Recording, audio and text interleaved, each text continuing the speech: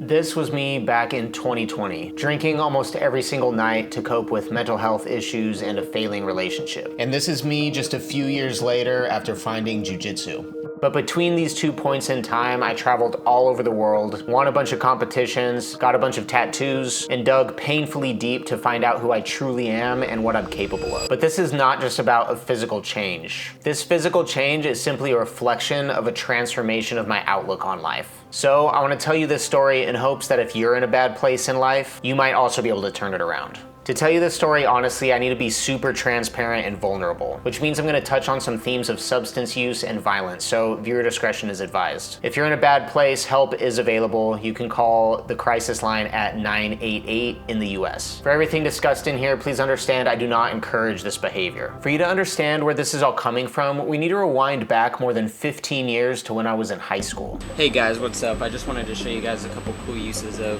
this new loop station I got for Christmas. Where I began to experience a lot of mental health issues and had a lot of traumatic experiences related to drug and alcohol abuse. I was in a very bad place in life, and instead of going to college, I decided to join the Army when I was 18, where I would become a paratrooper and then get sent to Afghanistan in 2012 in the midst of Operation Enduring Freedom. My life there was a mix of mortars hitting our small combat outpost to wake us up as an alarm clock, and my unit and I frequently going out on missions, sometimes lasting multiple days. These were plagued by firefights, bullets flying over my head or bouncing off of the dirt in front of me, RPGs blowing up directly beside me, seeing my fellow soldiers get shot and medevaced, and dropping JDAMs on Taliban pinning us down in mud-walled compounds. I was sure I'd meet my end there at some point, but luckily I didn't. I made it back in one piece, but unfortunately, some others did not. When I got out of the Army in 2014, I didn't want to admit it to myself, but I was a little bit messed up. I felt isolated, still not over the trauma of my teenage years, and with the experiences in the Army compounding on top of that, I started drinking a lot. I ended up teaching myself how to code and got a job at a tech startup in San Francisco. And that's when I began a new life in California. So this is in San Francisco. Over here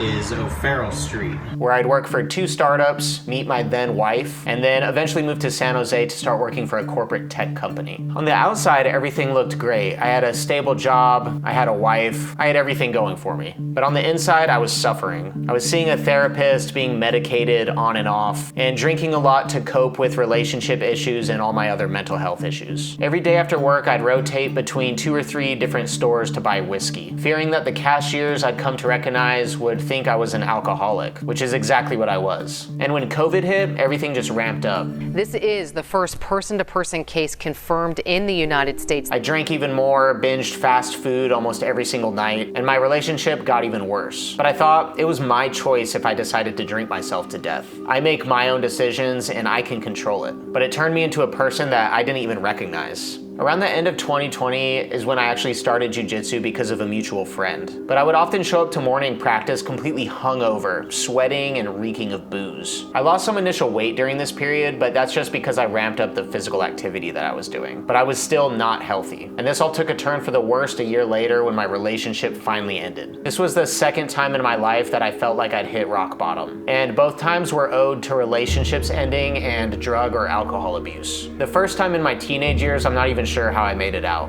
But this time, at the age of 28, I wasn't sure if I would. Viewer discretion advised. The next scene briefly describes self-harm ideations. This part can be a bit shocking to hear, so I'll spare you the details, but completely drunk one night, I almost decided to take my own life. Now, if you're feeling in a similar situation, there are resources available, but I just want to be transparent with my story so that you can understand how it affected my life going forward. I don't know why, but when I sobered up, I remembered thinking, this rock bottom shit isn't gonna happen again. I can either leave this life or I can do something completely different. So I chose the latter. I don't remember exactly how many mornings later this was, but I woke up with the sun shining bright through my window. And I opened up Meditations by Marcus Aurelius, a book that I'd ordered a long time ago, but never bothered to read. And I started with the first passage, which was about gratitude and seeing the good in other people. From that moment, I decided to read part of Meditations every single day. And then something compelled me to start competing in jiu-jitsu. I began losing weight and decided to do the World Championship as my 3rd ever competition. I lost in the 2nd round, but this wasn't even about winning. This was a decision to just do something with my life. Something other than to just stay where I was, doing what I'd been doing for years. Here's actually that shirt that I got at that first Worlds. It's from 2022. In fact, I kept the shirts from a lot of competitions that I went to, and they're what primarily make up my wardrobe. I did start paying more attention to what people from all walks of life had to say. These sentiments of successful people had echoed what I'd read in meditations. You can die at any time, and there are risks to everything, so you might as well do the things you've always wanted to do. It sounds overly simplistic, but this isn't about reckless behavior. It's about finding purpose. I always ask myself the question, when is the right time to do anything? When I'm ready? But then I kept coming back to the same conclusion, that I might just die waiting to be ready. It reminds me of a passage in On the Shortness of Life by Seneca, that with but few exceptions, men's life comes to an end just as they are preparing to enjoy it. After the World Championship, I was in the shower listening to a song that reminded me of my now ex-wife, and I thought, I'm just gonna keep doing this. I thought to myself, watch this. But amidst those peaks of motivation, I also felt fears creeping in. Like, what if I get hurt and I can't compete anymore? Then I'll have lost my purpose. But then I'd realize, so that means I'm just gonna prevent myself from doing it now while I still can? That doesn't make any sense. I don't know what's gonna happen in the future. Like Marcus Aurelius said, never let the future disturb you. You will meet it, if you have to, with the same weapons of reason which today arm you against the present.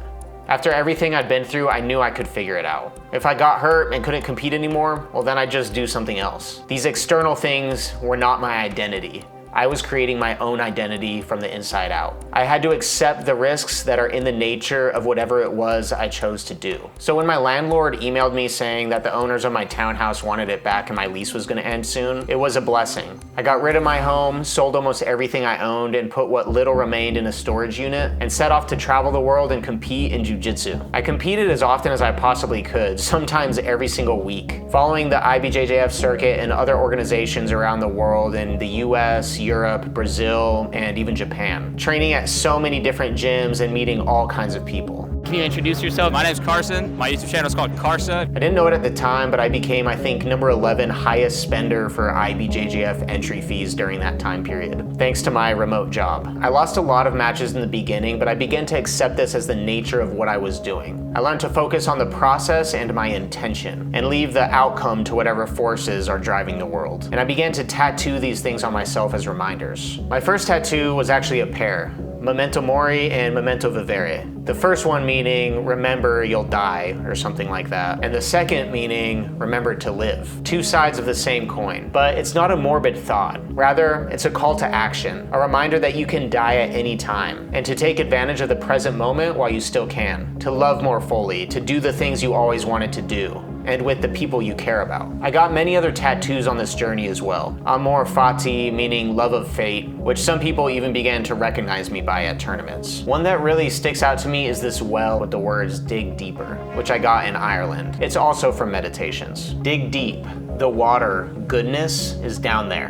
And as long as you keep digging, it will keep bubbling up. Through the losses and hardships of traveling and competing, I began to learn to see the good in life, that everything really is just about your perspective, that the things that happen to you are only bad if you see them as bad. I'm not talking about ignorant positivity, but rather being intentionally conscious of the good things and lessons that come out of everything that happens to you in life, accepting my fate and choosing to see obstacles as showing me the way forward. I begin to see in a strange way that everything has something good that happens from it. All of these things that happened in my life. The traumatic experiences of my teenage years, the army, the separation from my wife, the alcoholism, and even the thought of taking my own life led me towards this moment. It led me towards this extreme transformation. It wouldn't have mattered this much. It wouldn't have been as important for me if all of that bad stuff had never happened. So, I became thankful for it. I had gratitude for all of those things that had happened. I am grateful for what I determined to be suffering at the time, because it forced me to see everything that's good.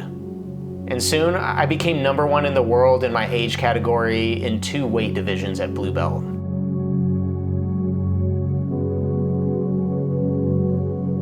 So I kept track of my stats over the years 2022 all the way up through now.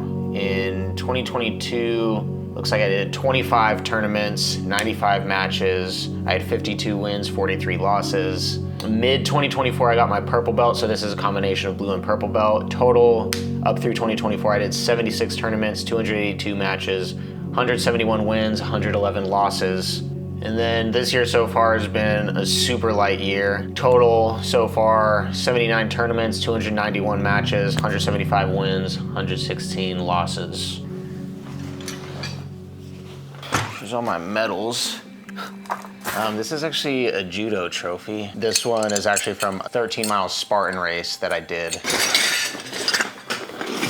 Master International South America, the Asian Championship, and got gold the second time. Gold Master International North America the first time, the second time. Gold Master International Europe. This was the first like big one that I remember winning. Master Worlds, I did like 5 or 6 matches. This one I'm super proud of.